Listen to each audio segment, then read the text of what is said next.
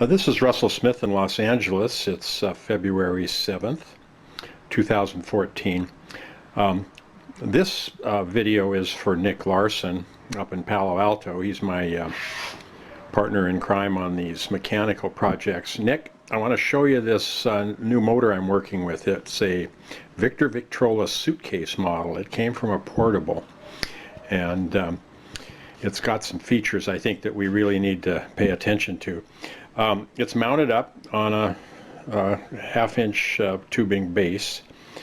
I made this crank. Listen to this. I added a little return spring on the ratchet because it wasn't coming back. I think that's kind of an interesting feature to have that ratcheting. Note that it starts up right away. Then this over here is the speed control. It's very simple, up and down, just a friction held in place with that nut on the back there is tightened down to the point that you have to overcome the resistance on it. Simple, but it seems to work okay. Okay, this is the only motor I've seen, Nick, where the spring barrel is exposed in this way. All the rest of them have something blocking this side. Now you note what that gives us is access. We can use the spring barrel as a drive source, and when I cleaned out the springs on the inside, I added this bolt so you can drive something off of that. The torque here is incredible. If you figure it takes about 45 seconds for this thing to do a complete revolution, where the spindle on the drive spindle for the record player on the other side is running at 78 RPM. The difference in torque is just outstanding. So if I grab a hold of it, I basically can't stop it. I mean, it will just drag my hand around. It's almost impossible to stop.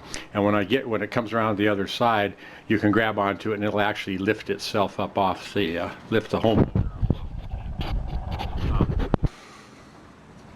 Of course, there's our typical governor. There's a nice hole there to mount the top end to. So what this is giving me is two drive sources, one high speed, 78 RPM, and one revolution per 45 seconds. And the possibilities are just mind-boggling. I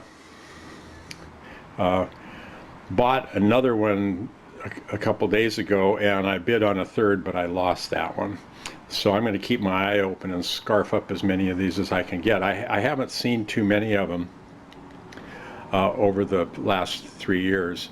I thought the Sal motors were going to be my favorite, but this one with that amount of torque just opens up huge possibilities, and open in general the whole idea of modifying motors and using and attaching to the motors in places other than the spindle opens up. Initially I had a feeling that was kind of sacrilegious to go screwing around with these things. They are antiques, but now I'm less concerned about that. So there's a bunch of ways you could come off of here. I'm thinking now of a long push rod, but you could just as well attach a circular gear and run a gear off of there, or a bunch of possibilities. So anyhow, I hope you're doing well. I wanted you to see this, and Carrie, I think Edie's given me some help. We're coming up with a design possibly for the next piece, which is going to be kind of Art Deco klimped look of 3 tall figures with various decorative stuff moving around behind and in front of them. So anyway, take care. I'm going to shoot this off in the mail. All the best. Bye-bye.